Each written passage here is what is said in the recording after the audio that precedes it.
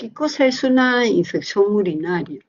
En realidad la infección urinaria es una invasión de gérmenes y a esa invasión hay una respuesta del organismo, el cual responde con un proceso inflamatorio de todo el epitelio, eh, desde el del cáliz o desde la uretra hasta el cáliz o viceversa, ¿no?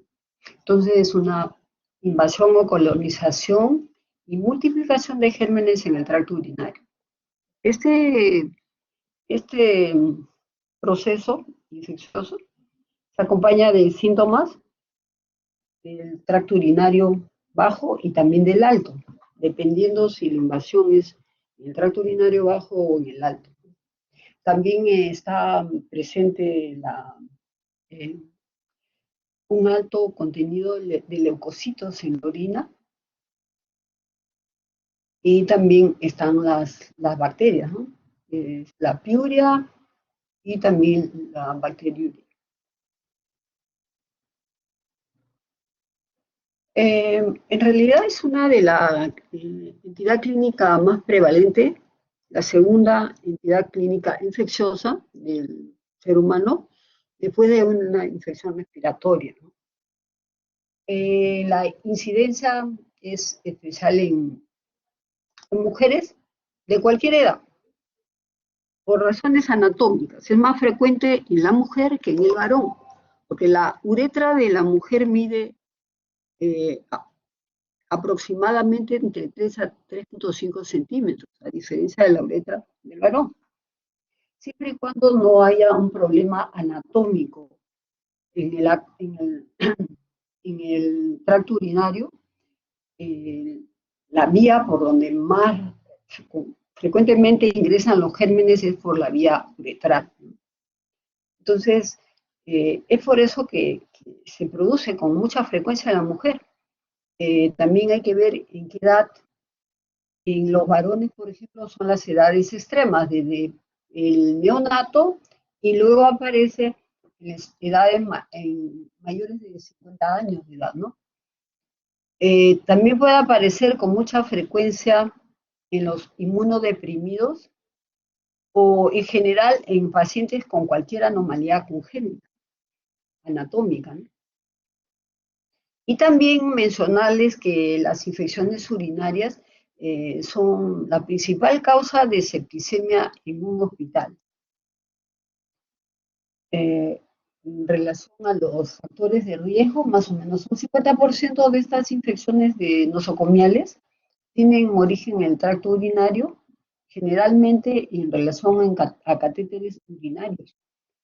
Y también esto repercute en la ausencia laboral, más o menos un 10% de ausencia laboral anual hay en, en la mayoría de trabajos, ¿no? Y más o menos entre un 20 a 30% de mujeres tienen por lo menos un episodio de esta infección urinaria en toda su vida, por factores anatómicos.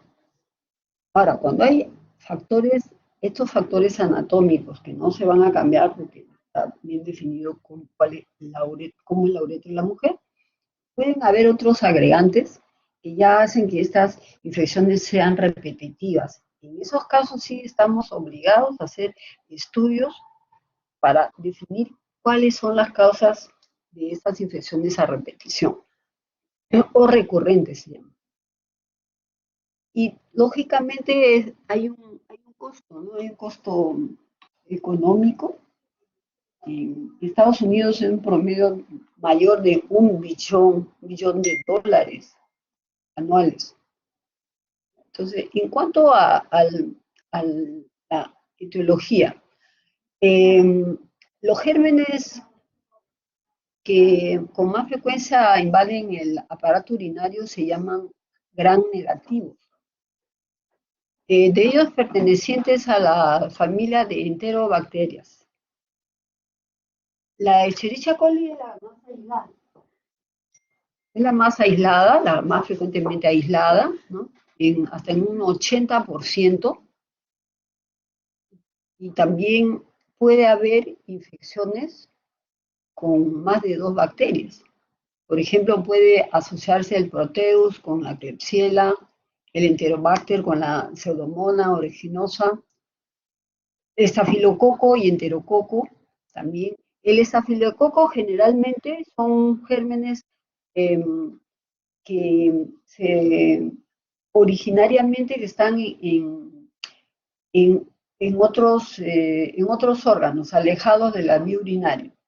Que en el momento que los gérmenes entran al torrente circulatorio pueden colonizar la vía urinaria o también pueden ser contaminantes alrededor de la uretra.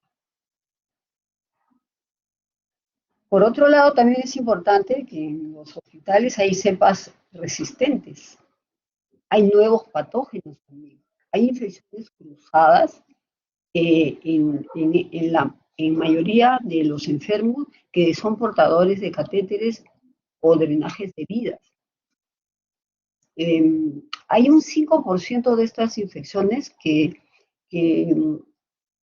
en donde está presente los hongos oportunistas, como la cándida, que es la más frecuente.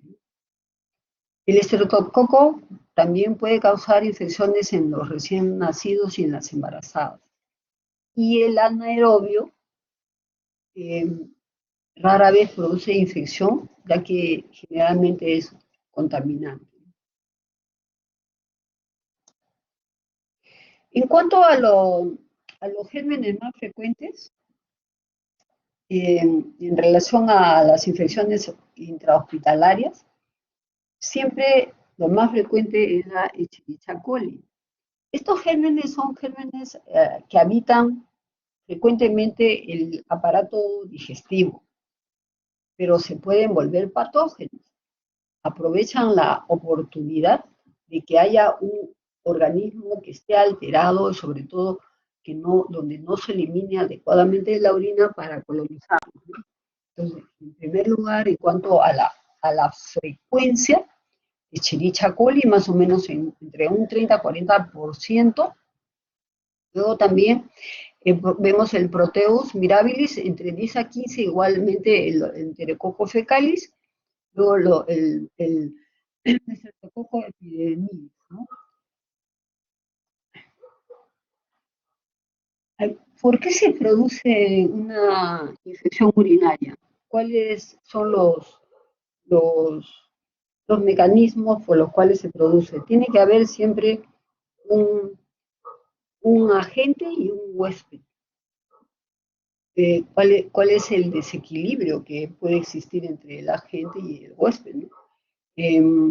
Hay que reconocer primero el, el causante de la infección, la vía de acceso, hay factores predisponentes también, y hay mecanismos que permiten que haya esta infección.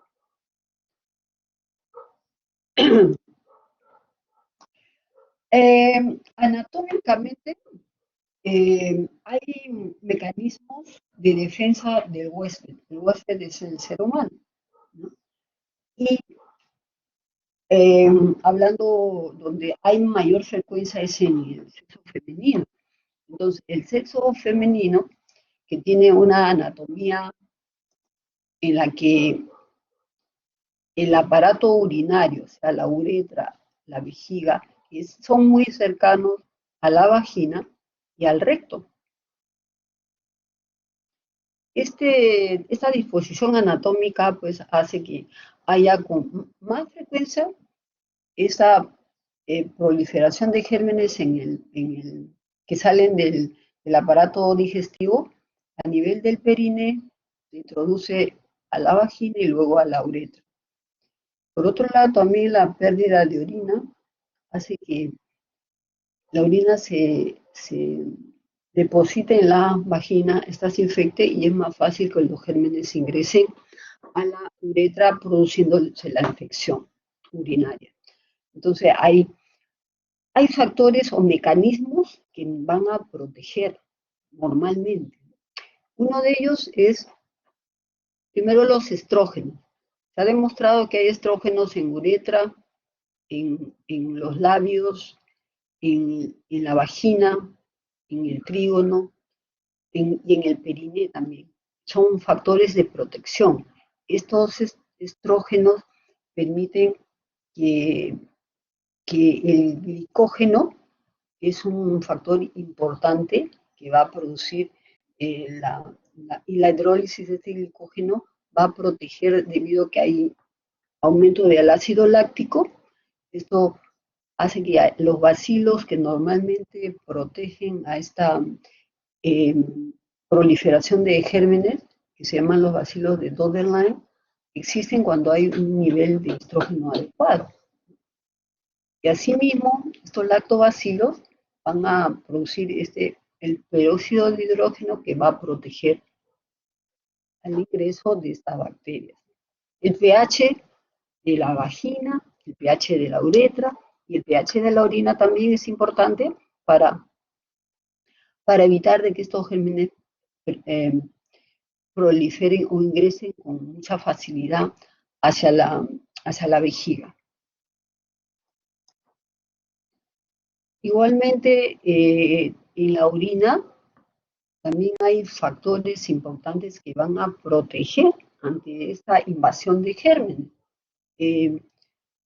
Primero, que haya un flujo permanente sin ningún tipo de obstrucción anatómica funcional, eso es básico. Que haya un pH ácido, importantísimo también. La osmolaridad alta de la orina también protege tanto la urea, los ácidos orgánicos, los oligomucoides. Hay una proteína importante en la orina que se llama la proteína de Tan-Horsfall, que es bien conocida, que protege, evita que, que las bacterias se peguen a la mucosa.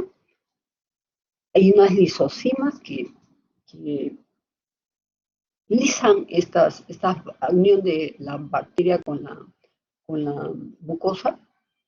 Y también hay los antígenos libres que evitan la adherencia de la bacteria a la mucosa.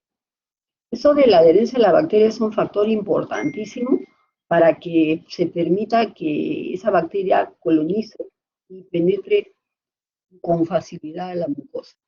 Entonces, hay factores importantes dentro de que ya habíamos hablado anatómicamente y en la orina, que van a evitar que haya penetración o proliferación de estos gérmenes.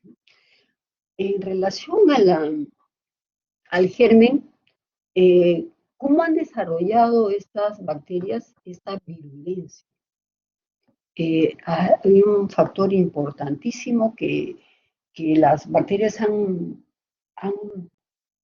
hecho producir en su cuerpo un factor importantísimo que permite que la bacteria se adhiera a la mucosa. Una de ellas, estos factores de este microorganismo, son las fimbrias o pili, fimbrias o garras le llamamos, ¿no? Pero son las fimbrias tipo P. Hay también sustancias en estas bacterias que se llaman las ligandinas. Hay liposacáridos en la pared celular que producen toxicidad e inflamación. Las hemolicinas bacterianas también que van a lisar los eritrocitos. Por lo tanto, hay microhematuria y mayor proliferación de gérmenes. Y la aerobactin que capta el hierro, que permite que la bacteria prolifere, ¿no?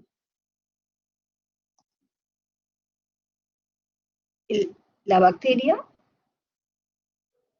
esta bacteria con el tiempo ha desarrollado estas fimbrias, una especie de pelos, digamos, pero para ellos son una especie de garras que permite que la bacteria se fije a la mucosa y colonice la mucosa de la vejiga. Y eso está bien estudiado. Sin esas fimbrias, la bacteria no podría colonizar. pero han desarrollado este tipo de arma, digamos, para invadir a la mucosa de la vejiga. Y se ha estudiado, ¿no? Esta fimbria que se pega al receptor de la membrana y gracias a estas fibras se coactan y permiten la proliferación del germen, ¿no? La adherencia de la bacteria a la mucosa.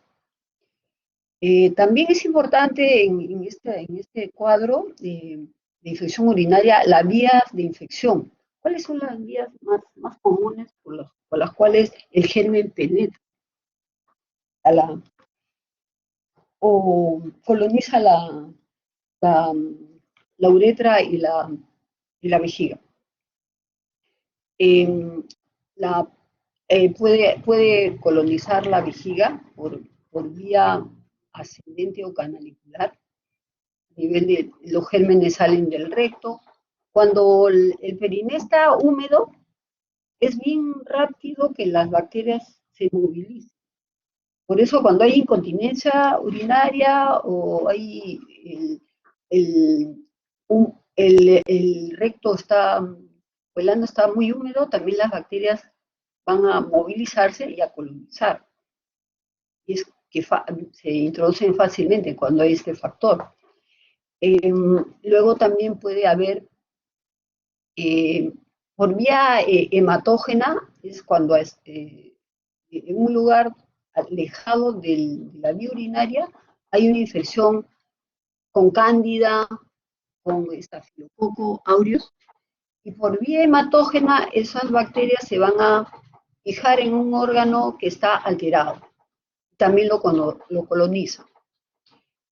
Por contigüedad es la parte importante que mencionaba, ¿no? Que la colonización del colon con las enterobacterias, migran por la región periuretral, colonizan el vestíbulo y la vejiga.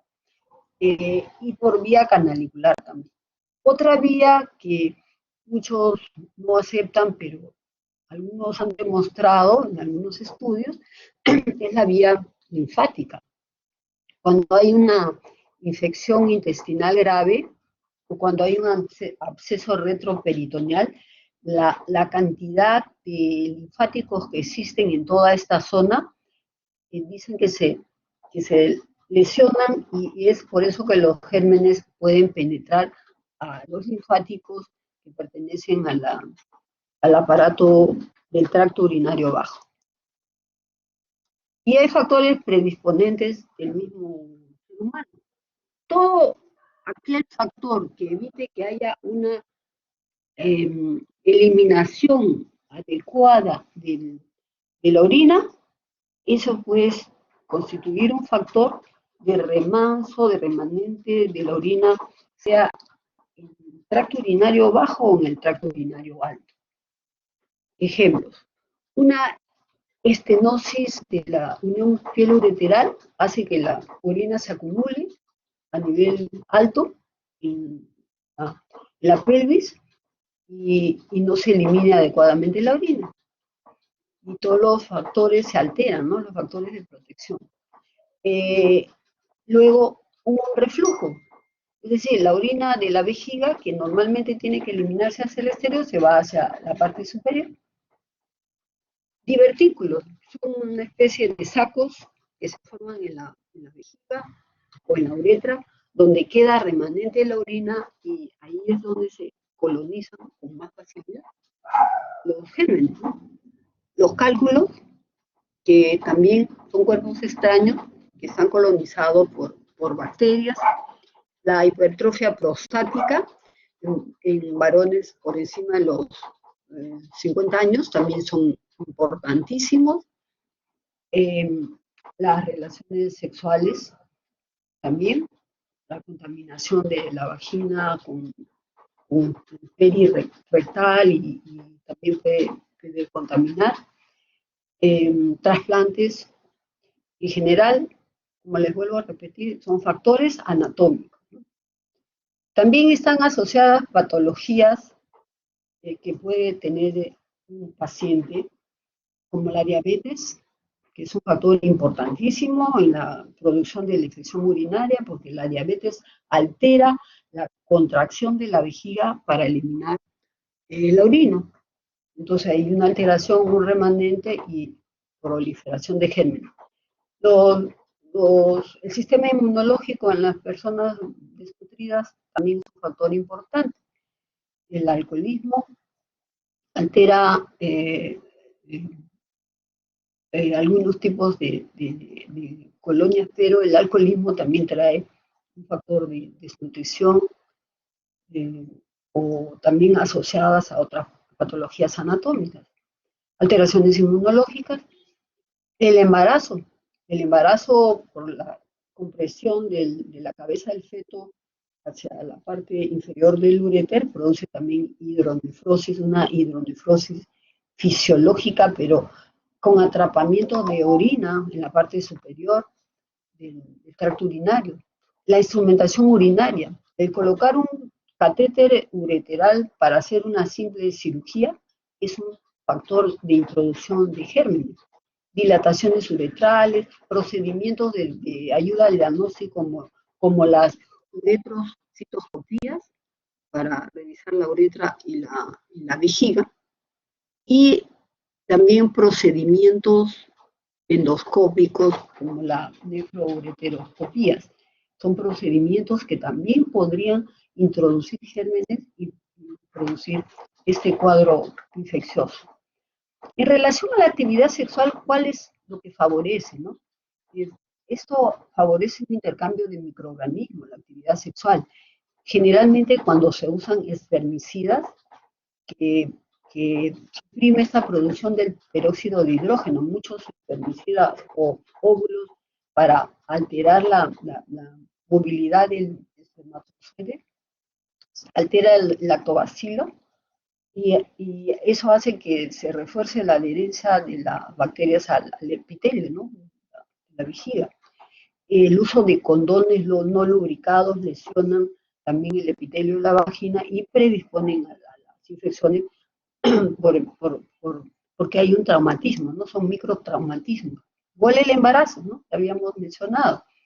Al final del primer trimestre y al comienzo del tercer trimestre, cuando vas creciendo más el feto, ¿no? Ocasiona que no se puede eliminar adecuadamente también la orina a nivel de la vejiga. La clasificación de las infecciones.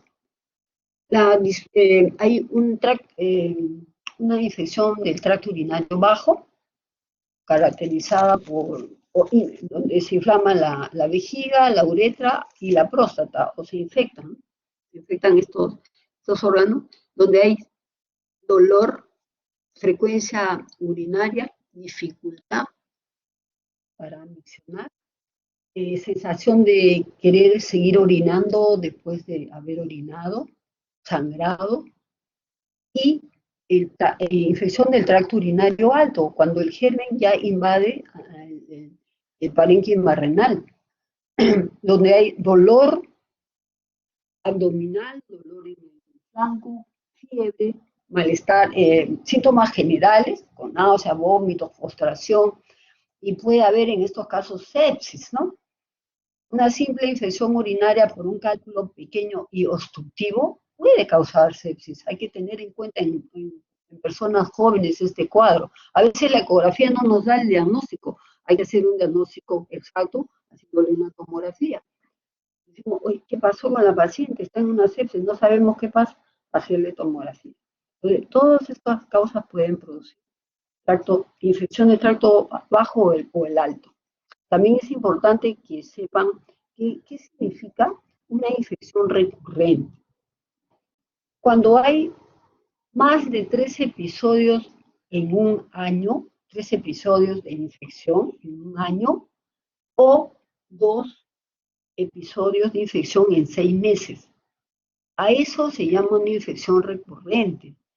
Entonces, esa infección recurrente va a alterar toda la economía del cuerpo humano, y en realidad hay que investigar y hay que tratar. Definitivamente la ITU recurrente hay que tratarla, investigar por qué causa eso. Luego también hay el término de reinfección, que es una recurrencia de la infección con otro germen, después de 2 semanas de haber hecho un tratamiento previo.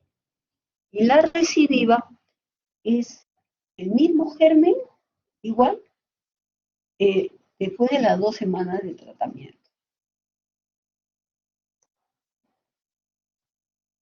¿Cómo vamos a recolectar la orina? Porque hay requisitos, ¿no? Y nosotros como médicos en general, ¿ah? Porque ¿qué médico no solamente pide examen de orina el urólogo, el clínico, el emergencista, al nefrólogo? Entonces, tenemos que saber cómo hay que tomar la orina para que no haya problemas de contaminación o tratamientos inadecuados, ¿no? En primer lugar, hay que orientar a la paciente o al paciente que evite de hacer mucho consumo de líquido antes de tomarse la muestra, porque puede haber una dilución, van a haber menos cantidad de colonias.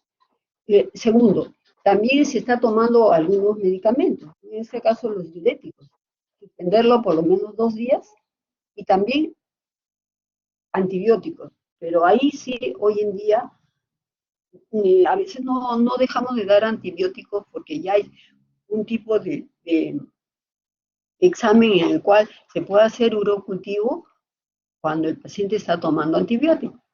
Es un urocultivo con removedor de antibióticos. Si hay necesidad de darle antibiótico y necesitamos saber qué germen vamos a darle o que si ese antibiótico es el adecuado, se puede hacer el examen sin necesidad de retirar el antibiótico. Después es importante indicar que el paciente tiene que retener la orina por lo menos 2 a 3 horas antes de hacer el examen, ¿ya? Porque si no, no va a haber una adecuada cantidad para el examen. Indicarle que tiene que lavarse los genitales con agua y jabón. Primero lavarse bien la mano con agua y jabón, genitales y el periné. No solamente la parte genital, sino también el periné, con agua, jabón, secar con una toalla limpia. Preferible que no se seque con papel higiénico. Preferible una toalla limpia, recién lavada, secarse para que no haya contaminación.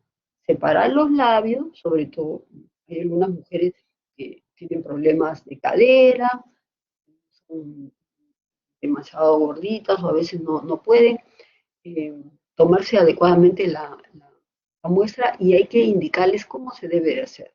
Hay que evitar que haya arrastre de estos gérmenes que se quedan ahí en los labios y nos puede hacer indicando que la paciente tiene infección cuando no la hay. Luego, cuando hay mucha secreción vaginal o si la paciente está menstruando, hay que ponerle un taponcito vaginal con gasa nomás, con una gasita o 2 gasitas, para evitar de que la leucorrea o la sangre se arrastre hacia la muestra de orina. Igualmente, generalmente lo que les indicamos es que primero orinen un primer chorro para que elimine todos los gérmenes que esté alrededor de la uretra y luego tomar la muestra del segundo chorro de orina. Un mínimo de volumen basta que sea unos 10 mililitros. No es necesario llenar el frasco que le dan en el laboratorio, porque hay que evitar que se rebose y para cerrarlo adecuadamente. También hay que evitar una exposición prolongada al calor, al sol. Y esa muestra que tomamos no debe demorarse más de 30 minutos de llevarlo al laboratorio, una vez obtenida la muestra.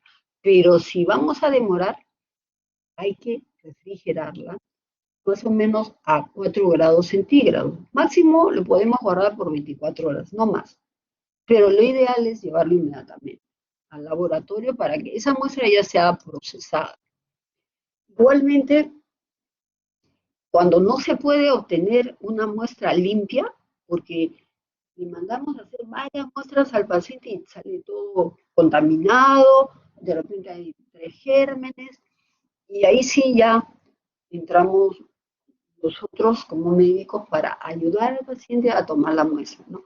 Entonces, vamos a tener que hacerlo con un catéter estéril, sobre todo en pacientes obesas, postradas, problemas de cadera, edad avanzada, refugio largo, fimosis cerrada, o lactantes también, en los cuales las madres no pueden tomarle la muestra porque es difícil en el lactante. Se pueden colocar unas bolsitas recolectoras especiales en el, en el, la- en el glande y cerca al meato. Entonces se le enseña todo esto al paciente, ¿no? O a la mamá. Luego también podemos hacer punción suprapúbica, en lactante, en postrados, o cuando hay una infección de la uretra y queremos sacar la muestra de orina, se puede hacer la punción suprapúbica. Y aquí sí, en la punción suprapúbica, aquí miren, tiene que haber una orina, una adecuada cantidad de orina en la vejiga, o sea, tome la muestra a un través de dedo por encima del hueso pubis, tiene que haber una buena cantidad de orina, ¿no? Introduce una aguja y se aspira, una jeringa y se aspira. Ahí sí, si aparece así sea una bacteria, ahí está patológica la orina. Solo en caso de que tomemos la muestra por vía suprapúbica. Entonces, evacuación por la uretra, en la bolsita o el cateterismo uretral y la suprapúbica, ¿no? Bueno, ya les había mencionado que se puede tomar el cultivo tomando antibióticos, se llama removedor de antibióticos, uno tiene que mandar al laboratorio que hace ese examen, no todos los laboratorios actualmente en el Perú hacen ese examen, pero la mayoría felizmente lo está haciendo, ¿no? Entonces le tenemos que indicar, ¿no? Un urocultivo con removedor de antibióticos. Significa que sí se puede hacer el cultivo tomando antibióticos. ¿Y cómo vamos a representar o interpretar los resultados? En primer lugar, hay que saber cuál es lo normal, ¿no? ¿Cuál es el aspecto? Claro, tiene un olor sui generis, la orina normal, la densidad va entre 1005 a 1030, el pH es ligeramente ácido, las células epiteliales son escasas, estas células son de desprendimiento o remoción del epitelio del tracto urinario. Los nitritos normalmente tienen que estar negativos, pero cuando hay esteriasa leucocitaria también tiene que estar negativo. Si está el nitrito positivo o la esteriasa leucocitaria también positivo, es muy definido de que haya una infección. En cuanto al número de leucocitos, es hasta 6 por campo normal. Cuando hay más de 6 ya uno sospecha, si se ha tomado una buena muestra, infección. En relación a los glóbulos rojos por campo, son 2 y mayor de 3 ya se considera como una hematuria microscópica. Estos son los exámenes complementarios de las tiras de muestras que se toman a la orina. Son tiras reactivas, varillas graduadas con diferentes colores para ver si hay nitritos o histeriasa leucocitaria. Igualmente, bueno, hay una mayor sensibilidad cuando las dos están positivas en cuanto a la posibilidad de infección. Pero, ¿cuál es el rol estándar para hacer un diagnóstico de infección urinaria? Es el urocultivo. Un urocultivo positivo es el patrón de oro desde hace muchísimos años. Y las, los parámetros no han cambiado. ¿Qué significa? Tener 100.000 unidades formadoras de colonia por mililitro de orina. Significa que son criterios establecidos hace muchos años en los cuales se dice que esa cantidad significa que hay orina infectada. Y es a las 5 unidades formadoras de colonia. Son los criterios del doctor Kass. lo que tiene vigencia hace cerca de 50 años.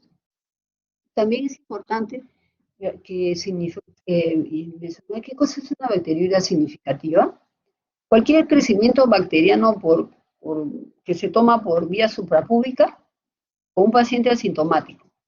Y cuando tiene un catéter uretral, ya, hay una bacteriuria significativa, que si no tiene síntomas no le damos tratamiento, pero si tiene síntomas sí. Igualmente, una paciente que tiene eh, el resultado positivo pero sin síntomas, no hay que darle ya. Si no tiene un factor anatómico, no hay que darle antibiótico. Igualmente hay que recordar o hacerle saber qué cosas son eh, gérmenes productores de beta-lactamasa con efecto extendido o gérmenes BLE. Esto no es un término nuevo, pero sí es importante que lo sepan, ¿no? Es una diseminación de las bacterias multiresistentes, debido a que mucha gente toma antibióticos cuando tiene una simple diarrea, a veces cuando cambian de ambiente, de trabajo, viajan, hacen viajes largos, y toman antibióticos porque tienen diarrea. O el uso indiscriminado de antibióticos por cualquier eventualidad, por ejemplo, un dolor de garganta, un raspón en la pierna y por miedo a que se le infecte, toman antibióticos. Eso hace que haya este tipo de bacterias que ya son resistentes, ¿no? Y cuando son BLE, estas son productoras de beta-lactamasa, que son la E. coli y la Klebsiella. Ahora, no se debe de usar en estos pacientes la cefalosporina ni la ciprofloxacina, porque no le va a hacer nada a estas cepas. Ahora, si nosotros estamos en la casa, debemos de dar a estos pacientes que tienen este tipo de BLE, fosfomicina y nitrofurantoína. Pero sin embargo, si el paciente está hospitalizado, siempre hay que dar carbapenem. Si no, el germen no va a responder a cualquier otro antibiótico. Siempre carbapenem cuando esté hospitalizado o en la casa la fosfomicina o la nitrofurantoína. ¿Y en qué caso puede haber falsos positivos? O también falsos negativos, ¿no? Cuando hay secreción vaginal, cuando los recolectores están contaminados, hay demora en el transporte, falta de refrigeración, contaminación en el laboratorio, desinfectantes están contaminados o la muestra está contaminada con heces también, está mal tomada, ¿no? También hay un diagnóstico diferencial en cuanto a los síntomas de la infección urinaria baja. Una uretritis, cálculo urinario, tumores de vejiga, herpes genital, la gonorrea también puede dar síntomas de infección urinaria baja, urgencia, frecuencia, ardor miccional. O el uso previo de antibióticos hace que no crezcan adecuadamente el número de colonias. Ya, igual, ¿cómo hacemos el diagnóstico? ¿Y qué exámenes auxiliares debemos de hacer? En una infección recurrente, o también puede haber una pielonefritis aguda, una pielonefritis complicada, ¿qué tenemos que hacer cuando ya hay más de un episodio de infección? Hacer investigación en cuanto a ecografías tanto de vejiga como riñón. Por ejemplo, un tumor de vejiga se puede infectar y dar infecciones a repetición. Y no estemos dando solo antibióticos, antibióticos, antibióticos. Hay que investigar. Un segundo episodio, como dice la definición, ¿no? 2 episodios en 6 meses y 3 al año, estamos en la obligación de investigar. Puede ser un tumor de vejiga, puede ser un cáncer, puede ser una tuberculosis, un cáncer de próstata, ¿no? Entonces hay que investigar. Si no podemos ver nada en la ecografía, hagamos una tomografía. Ahí sí vemos todo el aparato urinario. En las ecografías el problema es que el uréter no se puede investigar, solo se investiga riñón y vejiga. Ver si hay cálculos, si hay enfisemas, tuberculosis, los gold estándares, ¿no? Estamos hablando de ecografía, tomografía. A veces podemos hacer también pielografías, pero podemos definir con ecografía, tomografía o uretrocistografía. Si no tengo nada en el tracto superior y hay síntomas del tracto urinario bajo, hay que revisar endoscópicamente la vejiga. Miren, por ejemplo, este caso, muy aleccionador. Paciente con septicemia, joven. Le hicieron ecografía en riñón, ecografía en vejiga, no encontraron nada, pero observaron una ligera hidronefrosis en el lado izquierdo. La paciente entró a UCI, septicemia. Le dio al papá, diles que le hagan tomografía, de repente hay algo ahí, y hubo un cálculo. A pesar de que el cálculo no era grande, pero es un cálculo infectado que le dio septicemia a una paciente joven, ¿no? Pero, ¿qué hacer con el paciente? ¿Qué hacemos? ¿Cómo tratamos el paciente? Antes se daban por 3 días, pero ese tratamiento no está muy determinado. Hay que ver si podemos darle por vía oral, si no hay náuseas, vómitos, si hay necesidad de internar al paciente. Depende del cuadro. Entonces, bien importante. Evitar que haya cítricos, café, licor, que también aumenta la irritación en la vejiga. ¿Ya? Es el uso de antibióticos, si está comprometido el estado general hay que internarlo, o sea adulto o sea un lactante, educar a los padres, y también se puede dar tratamiento empírico, pero yo recomiendo por lo menos 7 días. Si no tenemos un urocultivo, podemos empezar con una nitrogen, que es 5 miligramos por kilogramo de peso en el adulto, o darle una sulfa asociada a trimetoprim, cuando el paciente puede tolerar la vía oral. Mínimo 7, algunas veces hasta 14 días. Ahora, cuando tenemos este manejo ambulatorio, ¿no? Entre 14 días más o menos, y hay un medicamento que se llama la fofomicina, en el cual cuando hay urgencia, frecuencia, podemos darle un sobre de 3 gramos por 3 días seguidos. Y ya no le damos más otro tratamiento, que tiene una buena efectividad, una adecuada efectividad. Y cuando ya necesitamos hospitalización, pues hay que darle antibióticos de amplio espectro, ceftriaxona o amicacina, empíricamente, ¿no? Hasta esperar el cultivo. Eso tenemos que hacerlo empíricamente, de todas maneras.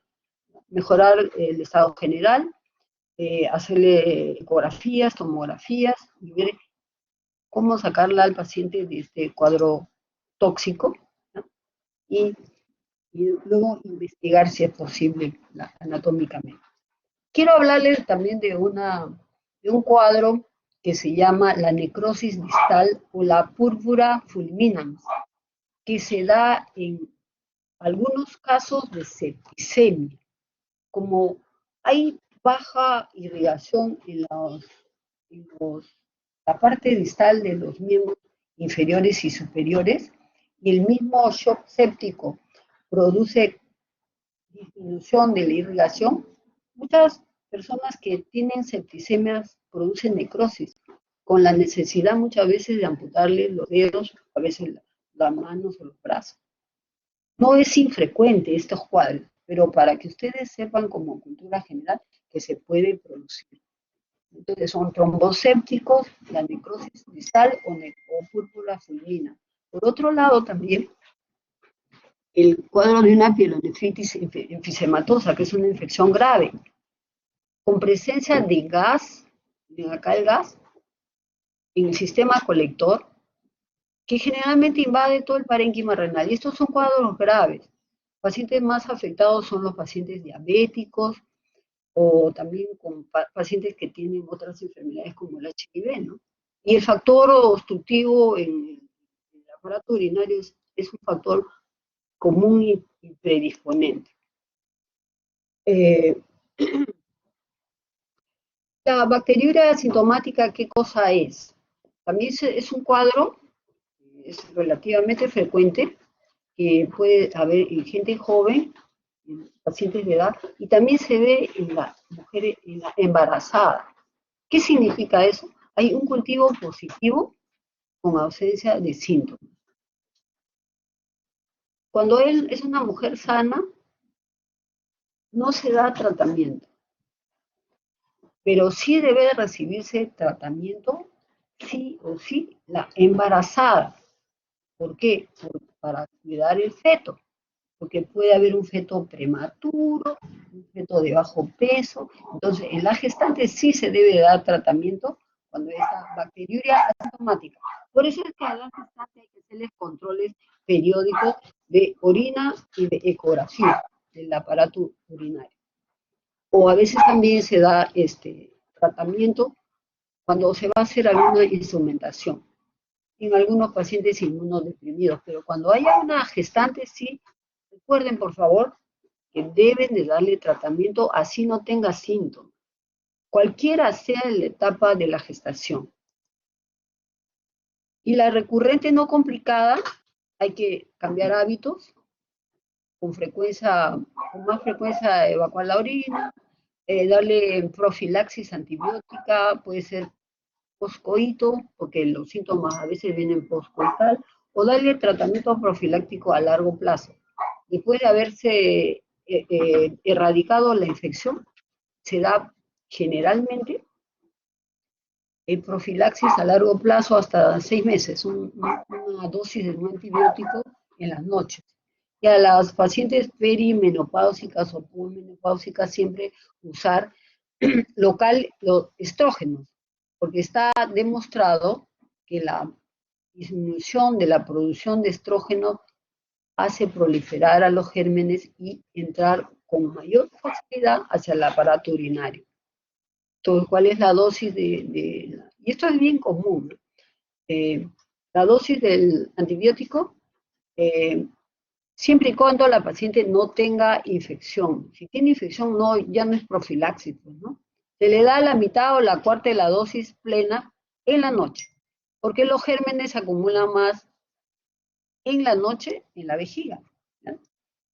Y la recurrente no complicada, ya hemos hablado, ¿no? Que puede ser lo, lo, le podemos dar nitrofurantoína o sulfas asociadas a trimotoprim, pero también han cambiado con algunas sustancias que llamamos probióticos, ¿no?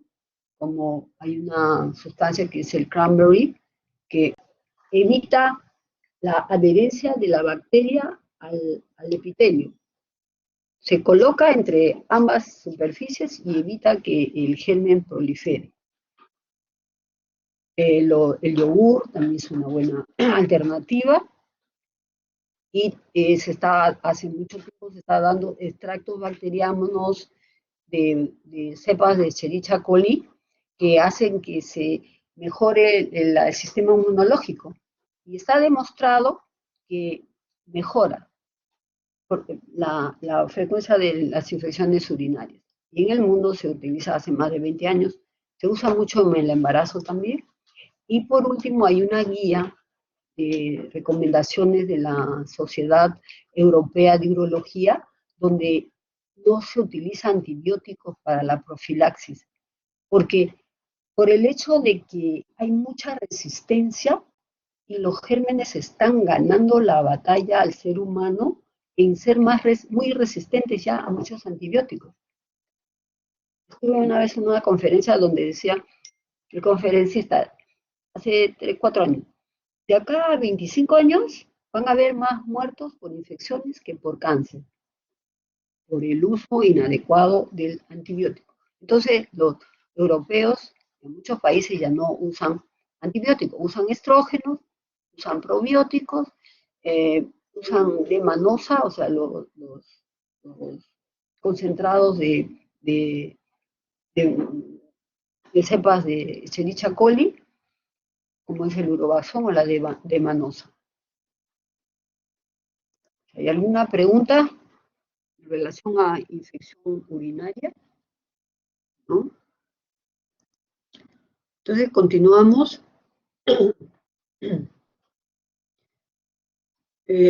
Continuamos con las enfermedades de transmisión sexual, enfermedades o infecciones. No vamos a hablar de todas, lógicamente, porque por el tiempo, pero vamos a hablar de las más frecuentes, ¿no? Entonces, em, ¿cómo, ¿cuál es el origen y cuáles son las vías de contacto? Hay enfermedades de transmisión sexual cuyo origen son virus, bacterias y protozoarios. La vía de contagio debe ser por relación sexual, sea pene-vagina, boca-pene, boca-vagina y ano-genital. Todos esos tipos existen estos tipos de relación sexual y es por eso que pueden ser las vías de contagio. También pueden ser al feto cuando hay el embarazo o durante el parto. La contaminación durante el parto y por eso cuando uno se da cuenta que hay una mujer que está contaminada con alguna de estas enfermedades, tiene que hacerse el parto por cesárea. Igualmente pueden haber contaminación también por transfusiones o por jeringas contaminadas en los drogadictos. Entonces, de todas estas enfermedades, el beneficio en la prevención ahí tiene que hacerse con el uso correcto del preservativo. Por otro lado, también hay que ver que las patologías, las causas son variadas, la clínica es inespecífica. En muchas de estas enfermedades, las mujeres tienen pocos o nada de síntomas. Por eso es que se ha proliferado tanto. No tienen secreción, en el PVH no hay nada externo, no hay síntomas, no hay secreción, pero el problema está en la vagina, ¿no? O en el cuello del útero. Ahora, es bien importante que si el miembro de la pareja, o sea, el miembro es diagnosticado, ambos deben cumplir con el tratamiento, definitivamente. Igualmente, ¿cuáles son signos y síntomas de estas enfermedades en ambos sexos? Se puede presentarse como úlcera genital, supuración uretral, la úlcera, además, puede haber verrugas, ampollas, el flujo puede ser de diferente tono, amarillento, verdoso, de mal olor en los genitales. Puede haber dolor en el pene, la vulva, puede haber aumento de la frecuencia en la orina, ardor, dolor en relaciones sexuales, que el término es dispareunia. Puede haber ganglios inflamados, eso es uno de los síntomas de algunas enfermedades de transmisión sexual. Por eso cuando alguien va a consultar, porque me apareció un ganglio en la región inguinal, hay que investigar. También hay lesiones como ronchas en el cuerpo, en las palmas de la mano, en las plantas de los pies, más frecuente. Y uno piensa de repente que hay una reacción alérgica, ¿no? Y lo mandamos al dermatólogo. Cuando pasa esto, lo más frecuente cuando se ven esas manchas en la palma de los pies, lo más frecuente que se ve es sífilis. Igualmente, las lesiones pueden ser pápulas, vesículas, escoriaciones, como un simple raspado, erosión de la superficie. Cuando pasa esto pueden haber sífilis, herpes, virus, chancroides, papilomavirus. ¿Cómo hay algún tipo de diagnóstico que pueda ayudar? Revisando los bordes, si hay úlceras, los bordes, si son profundas, si la superficie aparece limpia o sucia, a veces ayuda. Si le palpamos la base, blanda o indurada, que nos puede hacer un diagnóstico diferencial. A veces esas úlceras no duelen, es una enfermedad, o cuando duelen, también. Ahora, en conclusión, en muchas de estas enfermedades no llegamos a un diagnóstico de certeza, así cuando los vemos por primera vez, ¿no? A muchos son asintomáticos. Y cuando se tiene varias parejas, entonces estamos difuminando todas las enfermedades. ¿Cuáles son los factores de riesgo en general? Cuando se tienen relaciones sexuales, cuando no se tiene una pareja estable, se tiene relaciones sexuales sin preservativo, o con un preservativo que no está bien colocado. Eso también es una falla muy, muy grave, ¿no? Se pone preservativo, pero se pone a la mitad, se pone, se lo saca. Entonces, eso, la responsabilidad es de cada uno, ¿no? Cuando hay múltiples parejas sexuales, cuando la pareja es portadora de una enfermedad de transmisión sexual y no lo dice, también una falta de educación sexual. ¿Cómo tenemos que hacer cuando empecemos una relación sexual, ¿no? ¿Qué exámenes hacernos, ¿no? En los adolescentes, muy frecuente, porque el adolescente, ya sabemos que muchos son promiscuos, eh, tienen relaciones en el primer encuentro, se conocen una noche, en fin. Los sexos servidores también, los drogadictos, los que tienen factores de riesgo, ¿no? De tener más estas relaciones o de estas enfermedades. Personal médico o paramédico de laboratorio, porque tienen que sacar sangre, pues, ¿no? Entonces, porque tienen riesgo. Sacar sangre de repente una persona que tiene una hepatitis o un HIV, están en riesgo. O cuando operamos un paciente que no conocemos, viene a la emergencia y no hay reactivos para hacerle HIV de repente, ¿no? Los que trabajan en emergencias o los que trabajan en centros quirúrgicos, ¿no? Todos estamos involucrados como factores de riesgo. De repente nos dan un pinchazo cuando operamos y el paciente no sabemos si tiene hepatitis, si tiene HIV.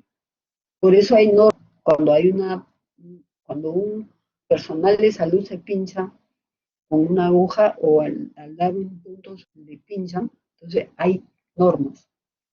Hay que sacarse el guante, limpiarse con alcohol, avisar a las autoridades del hospital que le ha pasado esta eventualidad, para que tengan un seguimiento.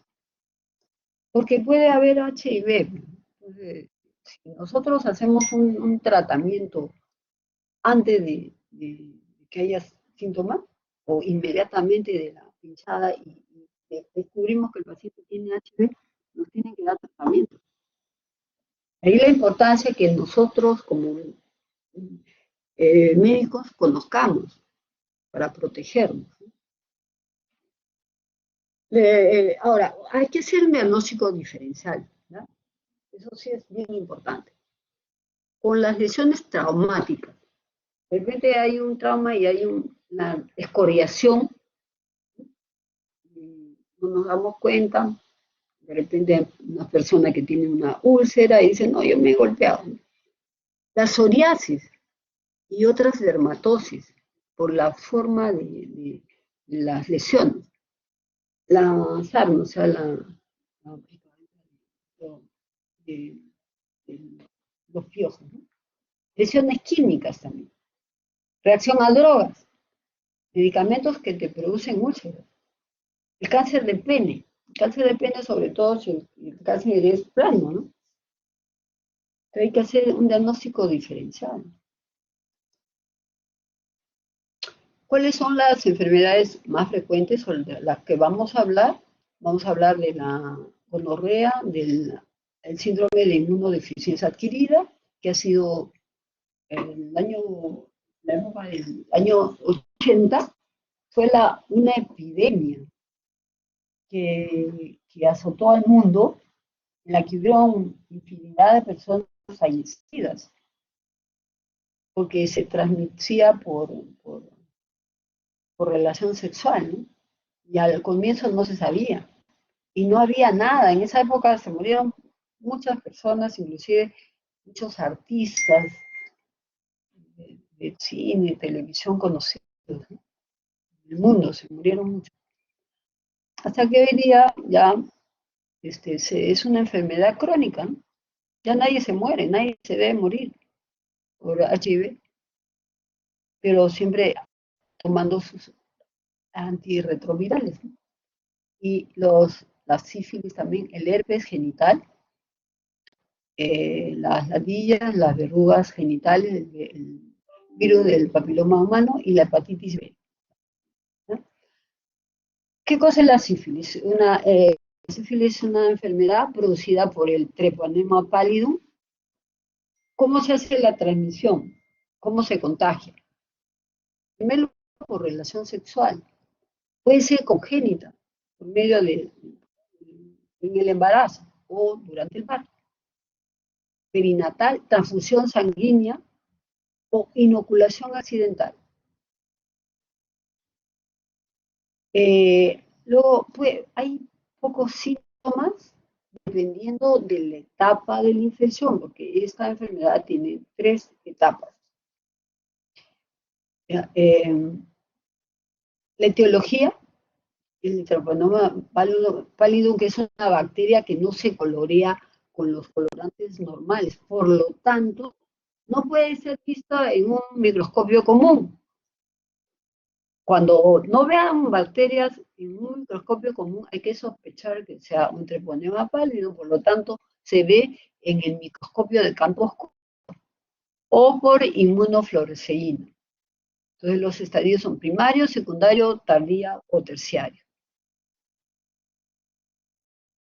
También hay que mencionar qué cosa es una sífilis latente. Es una infección asintomática después que le dio la primera infección. O sea, le salió la úlcera y el paciente no tuvo nada más, pero después, de repente, se hace un examen y sale positivo. Entonces, más o menos al año de la primera infección. Entonces, sale positivo, sin síntomas, es una sífilis latente. Y la sífilis primaria y la secundaria se le llaman sífilis benignas. ¿Por qué razones? Tienen lesiones que son curables, que no dejan cicatriz. En cambio, la terciaria sí deja cicatriz. Entonces, dice también que es bien importante el poder de infección por transmisión sexual en las etapas iniciales de la enfermedad. Es tan grande la capacidad infectiva de este germen que es mayor del 60%. Es bien alto, ¿no? Ya, ¿qué pasa en un estadio primario? ¿Cómo aparece? Es la úlcera o la erosión, ¿no? Que en la zona de inoculación, ¿qué significa? En la zona de contacto sexual, ya sea vulva, vagina, cuello uterino, ano, boca, llamado chancro duro. Aparece una úlcera que es única, no duele, es la característica a diferencia del chancroide, no duele, tiene una base endurecida, bien dura, la base es así, la hemos definido bien, ¿no? De un fondo limpio, parece como que si recién hubieran lavado la lesión, ¿no? Pero rico en treponemas.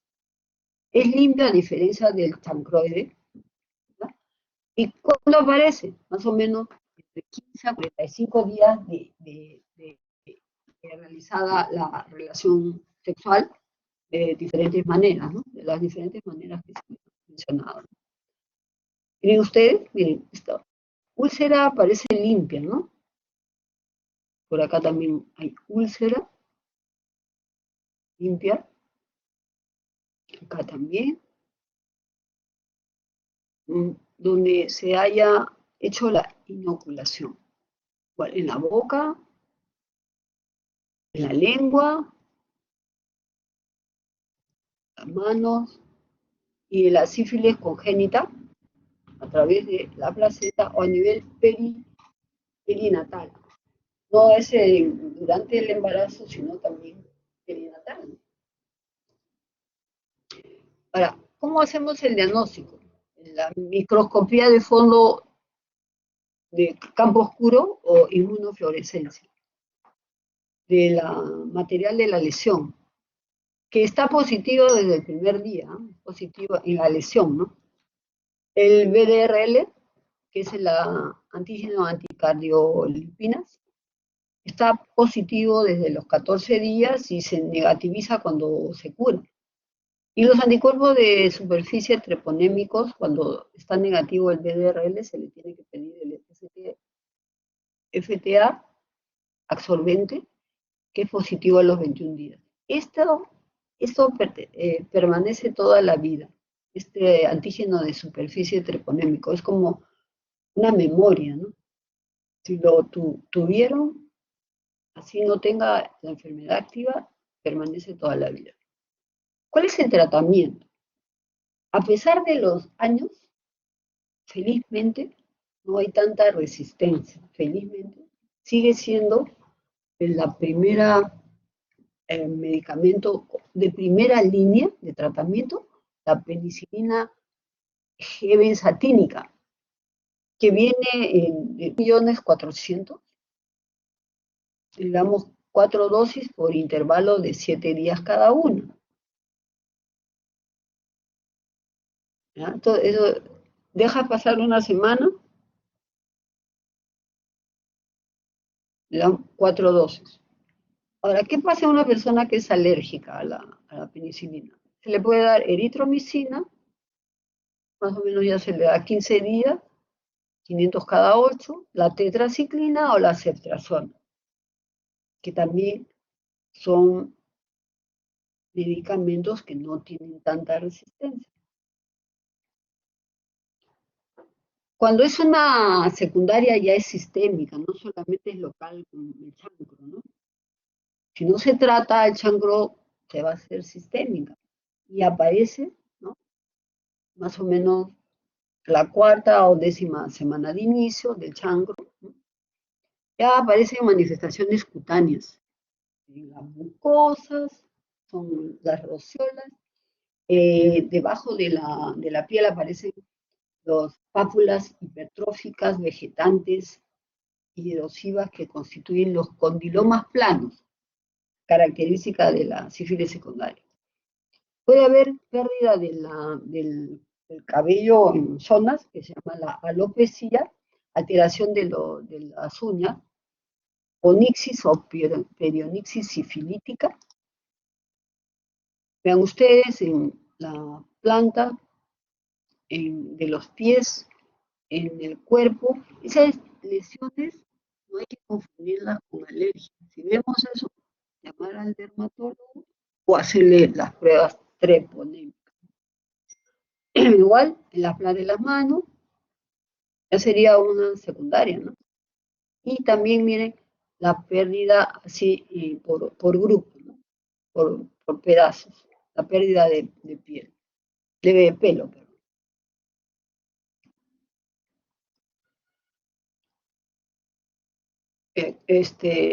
¿Y cómo se hace el diagnóstico cuando hay uno sobre 16.000 ilusiones? ¿No? El tratamiento también no es con la penicilina, aquí cambia, ¿no? Son 8 dosis con intervalo de 7 días. En la primaria era cada 7, 4 dosis, ¿no? Cada 7 días. También cuando hay alergia se pueden dar los mismos medicamentos que hemos dado, pero en la primaria, pero más días. En la primaria era 15 días, acá son 30. Ahora, ya en el estado terciario o tardío, bien tardío, ¿no? Porque dice que se produce en un 30% de los no tratados, pudiendo surgir entre 2 a 40 años después de la primera infección. Ya se producen manifestaciones internas ya, ¿no? Cutáneas y sistémicas, tubérculos, gomas en piel, en el tejido celular, en la aorta, se producen aneurismas por este mismo problema, hay estenosis de las coronarias, meningitis, gomas en el sistema nervioso central, en la médula, produce parálisis progresiva y demencia. Esta es la última etapa de la sífilis.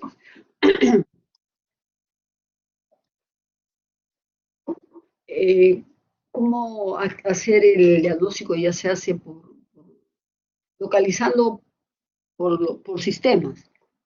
El tratamiento es igual a la sífilis secundaria, pero el seguimiento sí es en general, el seguimiento es a los 3 meses, a los 6 meses, a los 12 meses, a los 12 y a los 26 meses para valorar el tratamiento. Ahora, si nosotros vemos que si hay aumento de los títulos del BDRL, vemos que hay recaída o reinfección, ¿no? Ahora, ¿cuándo decimos que hay criterios de curación? Cuando se disminuyen los títulos, las diluciones en cuatro títulos, o cuando se negativiza el BDRL. Pero generalmente es cuando disminuye. Otra enfermedad que se puede confundir con la sífilis, pero el diagnóstico diferencial, viendo ya la sífilis, que es limpio, que la base es dura, que no duele, esto es diferente. El chancroide está producido por el Haemophilus ducreyi. El diagnóstico a la vista se hace más o menos en un 60-80%. La úlcera es sucia, es diferente al de la sífilis. La base es blanda. Cuando tocan la base, lógicamente hay que ponerse guantes, ¿no? Y más o menos aparece a los de 3 a 10 días después de haber tenido relación sexual, la úlcera y la adenopatía. El tratamiento es diferente también. Le damos con 1 gramo de ceftriaxona intramuscular o endovenosa, puede tratarse. Pero en todo caso, si no, se puede dar la citromicina en una sola dosis, 1 gramo. El herpes virus simple humano, tipo labial, que se ve en la zona de la boca, la orofaringe, y el tipo 2 es ano-pubogenital. Un virus puede, dependiendo del tipo de relación sexual que tengamos, puede invadir los genitales, ¿no? Por ejemplo, el labial, cuando hay relación boca-genitales, puede contagiarse, ¿no?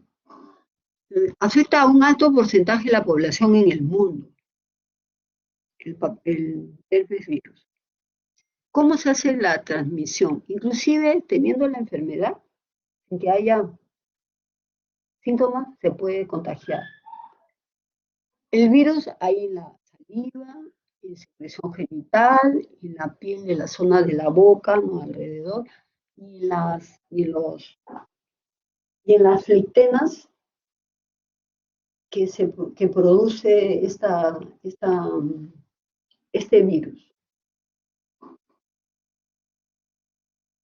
No se transmite por la ropa, las camas, el inodoro, no está demostrado. Cuando se infecta una vez con este virus, ya vas a tener toda la vida, porque el virus, una vez ingresado al cuerpo, ya sea por la boca o por los genitales, permanece en nuestro cuerpo, se aloja en el tejido neural. Eso está demostrado en muchos estudios. Entonces, dice que ingresa, hay una primoinfección por vía aferente, se va al ganglio sacroiliaco, está una latencia ahí. Cuando hay factores desencadenantes, nuevamente por vía eferente, recidiva. Hay estrés, las épocas de estrés hacen que disminuya el sistema inmunológico y el germen prolifera nuevamente. La transmisión es directa entre mucosas, boca, labio, genital, anal. Y eso es el reservorio para este virus. Puede estar en el ano, no hay síntomas. De repente hay un dolorcito en el ano, en la boca, no le hacemos caso, ¿no? Y estamos contagiando. También en el embarazo es muy importante, cuando hay una embarazada, el médico que va a hacer la historia tiene que preguntar por antecedentes de este virus, porque es bien importante. Que un diagnóstico precoz es, primero que es difícil, porque no hay muchos síntomas a veces, ¿no? Eh, el 85% se puede contagiar en el parto o intraútero también. Pero sí hay una alta morbimortalidad en el neonato. Se aparecen erupciones acompañadas o diseminadas hacia el hígado, sistema nervioso central, puede producirse alteraciones hepáticas en el neonato. Toda la primoinfección, ¿cómo es? Principal, vamos a hablar de la parte eh, de la boca, ¿no? A veces hay una gingivoestomatitis, una inflamación, una faringitis, puede haber astenia cuando el virus entra al cuerpo, decaimiento, en las, hay dolor de faringe y se presenta una ampolla. Lo característico del herpes es la ampolla oflictena. Puede ser una ampollita o puede ser múltiple. Puede ulcerarse, a veces es dolorosa, pica. Antes de que aparezca la flictena, me está picando y duele, ¿no? Pica y duele. Puede haber adenopatías, a veces no la hay. Puede durar entre 11 a 40 días y a veces no deja secuelas, pero el peligro es que aparece cada cierto tiempo. En cuanto a las recurrencias, siempre ya el paciente está ya estigmatizado en muchos pacientes, ¿no? Cuando cuentan de repente a la pareja, bueno, ya te va a salir, ¿no? Cuando le dicen me está picando, me está ardiendo, ¿no? Quemando la zona donde le va a salir. Muchas personas que tienen el herpes genital, a veces mi doctora me está saliendo, ¿qué hago? ¿Tomo lo que siempre me da? Sí, le digo, toma siempre, lo que siempre te doy por 5 o 7 días, ponte la cremita, pero trata de no estar bajo efectos del sol, ni mucho frío, porque le produce mayor salida, ¿no? Mayor sintomatología, ¿no? Pero sí hay esa flictena que es característica y esa flictena está llena de virus. Y luego pasa a la etapa de costra y a veces deja una cicatriz y a veces no lo deja. Pero a veces también, dependiendo de que si es genital, puede haber adenopatías, ¿no? De menor intensidad. Miren, la flictena, y acá ya está como que se ha absorbido la ampolla, ¿no? absorbido, está en segunda etapa. En esta etapa es donde es contagiante. Pero a veces también da un poco de dolor genital. Se confunde con de repente una cistitis. Me está doliendo, tengo ardor para orinar, y bueno, no le damos nada. Y el paciente puede tener relaciones y contagiar, ¿no? Eso también es importante el antecedente. Miren, el herpes tipo 2, las flitenas se van secando y este niño es un neonato que tiene invasión de todo el sistema, de todo su cuerpo, del herpes. Puede haber meningitis, puede haber alteración en los ojos, eh, hepatoesplenomegalia, bricocefalia. Y hay un porcentaje de estos niños que se pueden morir. Más o menos un promedio de 30% se mueren. Por eso es importante el antecedente, para evitar que estos niños tengan este problema, prevenir y darle medicamentos para que no tengan tanta molestia. Ahora, como hasta hoy día ningún virus se trata, solamente se previene con vacunas, porque no hay ningún medicamento que trate directamente al virus, lo que se hace es dar antivirales, de la ciclovir. eh, lo que pasa con este medicamento que tiene cremas y tabletas, mejora el dolor, la picazón, porque cuando hay una flictena y el paciente está que se rasca, esa flictena se puede complicar con otros gérmenes, ¿no? Se puede infectar, ¿ya? Ahora, la serología eh, puede ser importante cuando hay estos antígenos séricos después del séptimo día de infección. Entonces, es práctico para la evolución y ver si va a haber recidiva o si es un herpes, porque hay muchas lesiones que se confunden con el herpes. El tratamiento es sistémico y local, ¿ya? Son por 7 a 10 días, 200 miligramos cada 4 horas, y la cremita es cada 5 horas. Perdón, 5 veces al día. Y en los neonatos hay que darle endovenoso, dosis altas, para disminuir las lesiones y el dolor también que debe tener. Consejos para evitar la transmisión. Debe comunicar a su pareja el infectado que tiene esta enfermedad, porque es recidivante, ¿no? Y hay que realizar un test serológico en los asintomáticos, sobre todo para prevenir a la pareja, ¿no? Y cuando hay estos síntomas, porque a veces no vemos los lictenas cuando están dentro de la vagina o en el recto, se usa preservativo o evitar la actividad sexual cuando las lesiones están activas, ¿no? ¿Ya? Entonces, bueno, luego hay otras enfermedades, es la ladillas o el pedículos pubis. Es diferente al, al piojo de la cabeza. Es otro hábitat que tiene este pedículo pubis. Por eso se llama piojo del pubis, ¿no? Y se aloja no solamente en el pubis, en los vellos de los genitales, del ano, las axilas, la barba, el bigote, las pestañas, las cejas, sin llegar al cuero cabelludo, porque es otro tipo de piojo.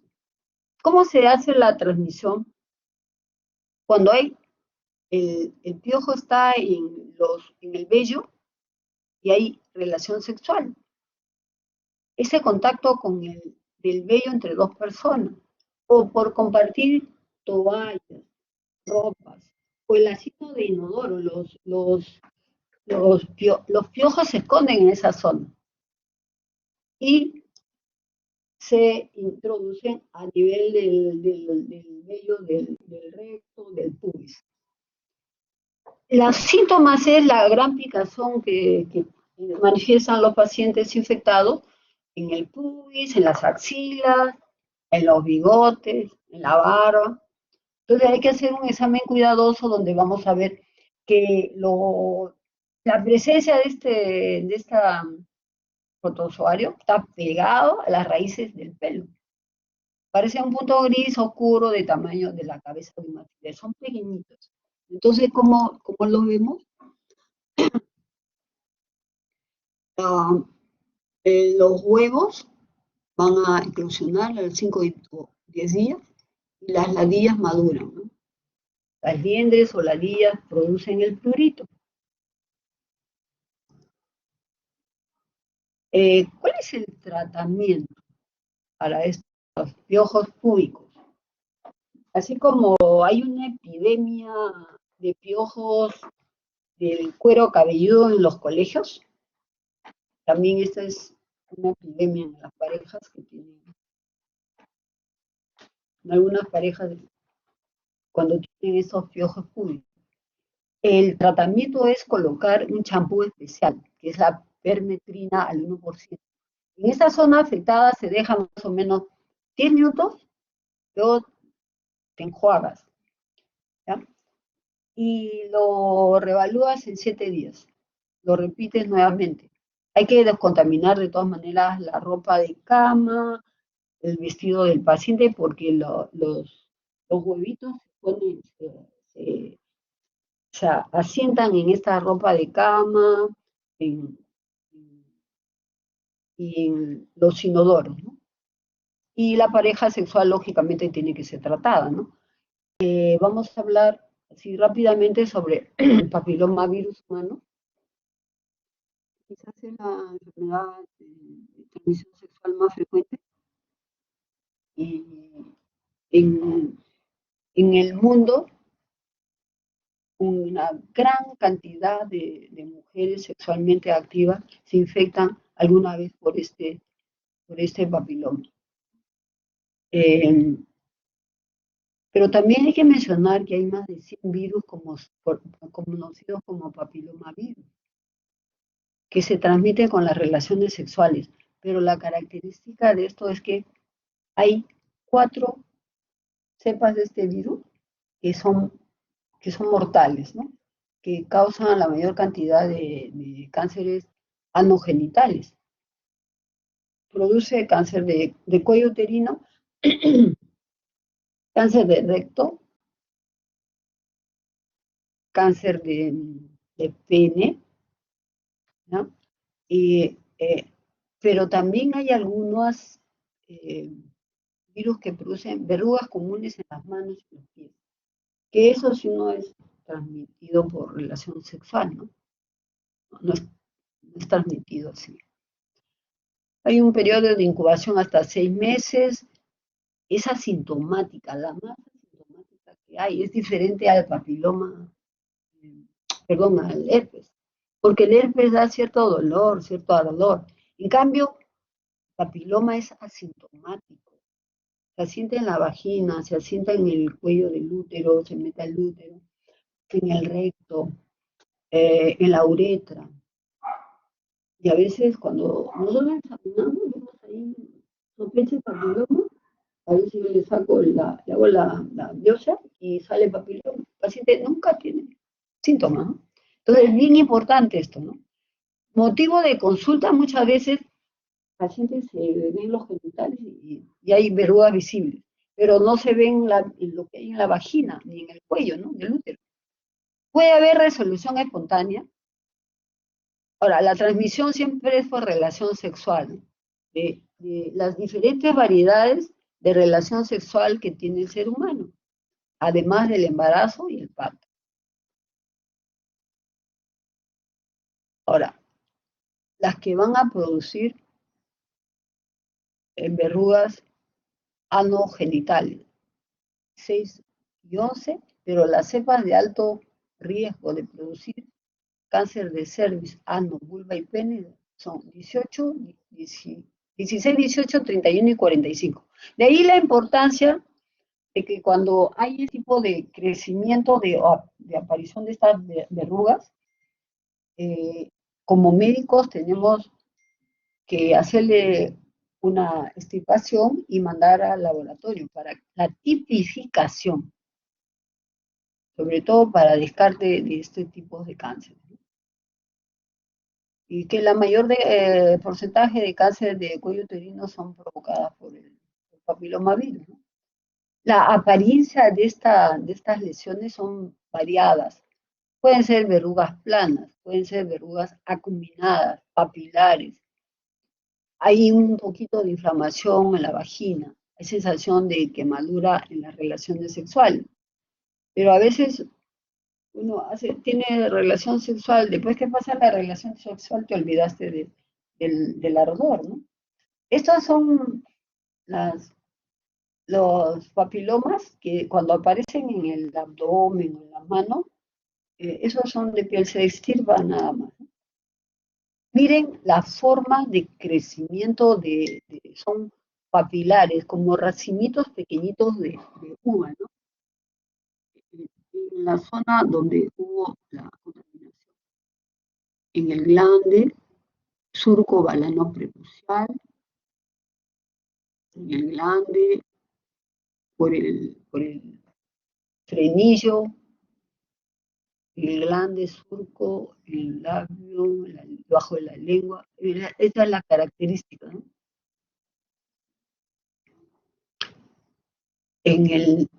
La vagina, este tipo ya hay que mandarlo al ginecólogo, ¿no? Yo he encontrado a muchos pacientes en el meato urinario, y le hacemos la investigación también al paciente y a la pareja. Entonces, ¿cómo hacemos el tratamiento? Acá lo importante es ver si son los, las cepas que tienen que ver con cáncer. Luego hay que desaparecerla, porque dentro de estas lesiones está el virus, está latente. Por eso la transmisión tan frecuente, ¿no? Se puede hacer una electrofulguración, se puede hacer crioterapia con láser, se pone imiquimod o podofilina. Podofilina es una crema o líquido que se utiliza, pero cuando son lesiones muy grandes, va a romper toda esta zona, pero es mejor hacerlo con electrofulguración. O darle inmunoestimulantes, que es el imiquimod, es una crema que se da por cada semana, por 4 meses. Ya, las lesiones locales en el cuello, en el glande y en el ano es necesario hacer biopsia, ya les había manifestado, con ácido acético al 5%, la podofilina por 3 días, pero la podofilina ahora ya las farmacias no venden, uno tiene que mandar a preparar en farmacias especiales. Y el imiquimod es una crema que es un poco cara, la gente prefiere colocarse el podofilina. Y luego también es importante que conozcan ustedes por la gran frecuencia de cáncer entre este papiloma y los cánceres del cuello uterino, del pene, del recto. Que hay una vacuna que va a proteger, por favor. La vacuna en muchos colegios es gratuita, pero si no es gratuita, tienen que vacunar a los niños y niñas que aún no hayan tenido relación sexual por la gran cantidad de proliferación de este papiloma. Entonces, tiene que hacerse las 4 dosis. Ideal para niños y niños que no han tenido relaciones aún. Tiene un 100% de eficacia contra estas papilomas, antes de la primera relación sexual. En muchos casos se ha visto que en hombres y en mujeres que ya han tenido relaciones sexuales hasta los 26 meses, ese estudio que he revisado, dice que puede colocarse la vacuna, pero va a proteger, ya no un 100%, pero va a proteger contra los otros tipos de papiloma también, ¿no? De todas maneras, es una protección, ¿no? Y lo ideal es que cuando la niña empiece a tener, o el varón empiece a tener sus relaciones sexuales, usar preservativo y ver si la pareja tiene el papilomavirus, ¿no? En cuanto a la Neisseria gonorrea, es una entidad muy extendida en el mundo también. La etiología es una bacteria intercapsular, una gran negativa, que más o menos aparece por medio de los 3 semanas de realizada la relación sexual. ¿Y cómo aparece? Característica es el ardor uretral, dolor a la micción y secreción, supuración por la uretra. Le dice al paciente, a ver qué pasa, me está saliendo una pus, apriétate el pene. Comienza a salir la secreción. Se puede hacer un hisopado, ¿no? Para que ponen en un vidrio, se manda a verse los gonococos y ya se empieza a dar tratamiento. A veces no se puede hacer esto porque no hay un adecuado laboratorio, entonces tenemos que hacer tratamiento, ¿ya? Pero ojo, hay que hacer tratamiento, ¿no? ¿Por qué? Porque muchas veces esto los jóvenes lo toman, yo tengo miedo, me van a hacer algo en mi casa, me van a castigar, en fin. Entonces, dejan que pase el ardor, el dolor y siguen contagiando, ¿no? Entonces, ¿qué pasa con esta enfermedad? Cuando crece, se reproduce en el aparato reproductivo, puede lesionar el cuello uterino, las trompas de falopio. En el varón, el epidídimo, el deferente. En la garganta puede haber los ojos y en las articulaciones, produciendo pues, un progreso de estos gérmenes. eh, Va a producir alteración en el aparato urinario, o genitourinario, próstata, vesícula, epidídimo, ¿ya? Produce una inflamación y esa inflamación hace que todos los conductos se fibrosen, se peguen. ¿Y qué hace tardíamente? Hay estenosis de uretra, prostatitis e infertilidad. Y lo mismo sucede en la mujer. Una de las causas más frecuentes de infertilidad, tanto femenina como masculina, puede haber sido una infección por gonococo. Ustedes la secreción que hay es característico, ya sea en la uretra, en la garganta, en el ano, en la vagina. Hay epididimitis, la causa más frecuente de epididimitis en los varones jóvenes puede ser este germen, ¿no? Se produce alteraciones en el ojo, las articulaciones se alteran y se produce una artritis en algunos casos, ¿no? Pero la complicación en la mujer es la infertilidad, ¿no? Lo más temido, ¿no? En algunas mujeres hay secreción, escalofríos. La enfermedad inflamatoria pélvica es una de las enfermedades causadas por la gonococo, ¿no? Y todo se fibrosa, se pega. Entonces, hay infertilidad. La paciente no puede embarazarse. Puede haber embarazos ectópicos, una de las causas de embarazos ectópicos puede ser esto, ¿no? Hay abortos espontáneos, partos prematuros, ruptura prematura de membrana, infección postparto también. Vean ustedes cómo el conducto uretral y el conducto de las trompas de falopio se pegan, se fibrosan. ¿Cuál es el tratamiento cuando hay secreción? 1 gramo de ceftriaxona tiene un 92% de efectividad. Generalmente hay que darle 2, ¿no? La citromicina también se puede dar, 3 tabletas juntas. La tetraciclina también por 2 semanas. Ciprofloxacina también. Yo lo que más utilizo es la cipro, o algún paciente que viene y dice, bueno, mi esposa se va a dar cuenta, entonces le damos ceftriaxona, ¿no? Y en cuanto al HIV, SIDA-HIV, el 86, el doctor Luc Montaigne, que es un francés, aisló el virus del SIDA, que fue la epidemia del siglo anterior. Periodo de incubación pueden ser, miren, meses o años. Transmisión, relación sexual, embarazo, parto, transfusión sanguínea, jeringas contaminadas en los drogadictos. ¿Cuáles son los síntomas iniciales? A veces no se dan cuenta, ¿no? Dolor de garganta, malestar, un resfriado, duración es más o menos 14 días, pero en, en cuanto a síntomas tardíos, voy a hablar desde el punto de vista urológico, porque si hablamos de HIV y SIDA es todo un capítulo, ¿no?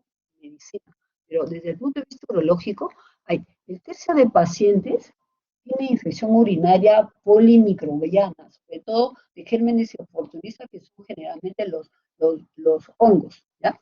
Porque tienen una enfermedad viral, se contaminan. Entonces, esto da, cuando hay un hongo, entonces hay que pensar que sea un HIV, ¿no? Que puede dar también uropatía obstructiva o bolas de hongos en la vejiga. Es frecuente la epididimitis por estos gérmenes oportunistas. Puede coexistir con otras enfermedades de transmisión sexual. Y en el laboratorio hay que descartar por el Western blot.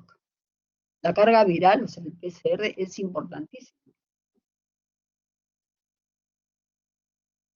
Ahora, bien importante también, ¿qué pasa con las relaciones sexuales con un paciente que tiene HIV y su pareja no?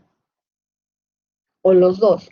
Se ha demostrado que cuando un paciente toma sus retrovirales, hay ausencia de virus en el semen, en la menstruación, porque la carga viral es baja. Miren la importancia de tomar los retrovirales. Entonces, es muy importante, ¿no? Entonces no hay mucho riesgo de contagio. Cuando un paciente que tiene HIV toma religiosamente sus pastillas todos los días. Entonces se ha convertido en una enfermedad crónica, ya no es mortal. En realidad no existe un tratamiento, hasta ahora no hay vacuna, desde más de 20, casi 40 años, ¿no? No hay vacuna. El tratamiento actual es en base a la utilización de antirretrovirales. Entonces, el paciente tiene que tener un asesoramiento porque puede contagiarse de otras enfermedades, ¿no? Un análisis serológico con asesoramiento, pruebas de HIV, su tratamiento periódico, ¿no? Luego, entra en relación, y aquí terminamos, en relación al virus de la hepatitis B, que es también fundamental en el personal médico. Ustedes tienen que vacunarse porque son personal médico. Pronto de repente van a hacer su internado, van a estar en los hospitales, van a entrar a cirugías. Tienen que vacunarse contra la hepatitis. Eso es obligación, ¿no? Puede estar en la sangre, en la saliva, el semen y otros fluidos corporales de la persona infectada. Es 50 a 100 veces más infecciosa que el VIH. Y este sí mata, ¿no? Este sí mata. Pero hay un pequeño grupo de pacientes que, que pueden morirse por dos cosas, por un cáncer de hígado o por cirrosis.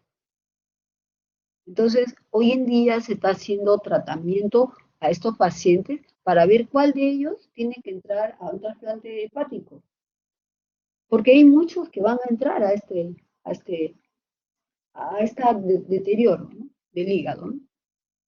¿Cómo se transmite? Por inyecciones, transfusiones contaminadas, contacto sexual sin protección de la madre al hijo durante el parto. Ojo, la protección es importantísima. Protección, hay que ponerse guantes cuando se tenga relación. Perdón, preservativo. Bueno, entonces la vacuna es segura desde 1982. Tiene una eficacia del 95% de evitar la infección crónica.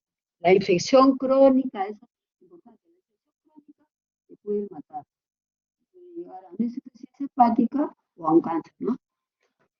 La protección dura 20 años y en algunos casos ya la Organización Mundial de la Salud no recomienda hacerse dosis de refuerzo, porque la protección es muy buena, ¿no?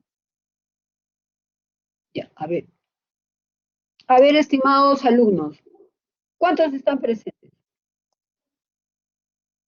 A ver, ya hace hambre, ¿no? ¿Hay alguna pregunta, por favor? Si no, ya lo veremos en el examen, ¿no? ¿Sí? Si hay alguna pregunta, me pueden mandar a mi WhatsApp, 4 veces 9 2 4 veces 7, ¿ya? Yo les agradezco por su atención, una hora un poco pesada, pero ojalá hayan aprovechado y que sea muy importante como médicos para protegernos tanto nosotros, a nuestras familias y a nuestros pacientes, ¿ya? Que les vaya muy bien, muchas gracias.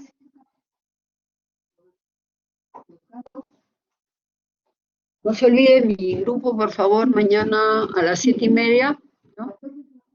Gracias. Chao.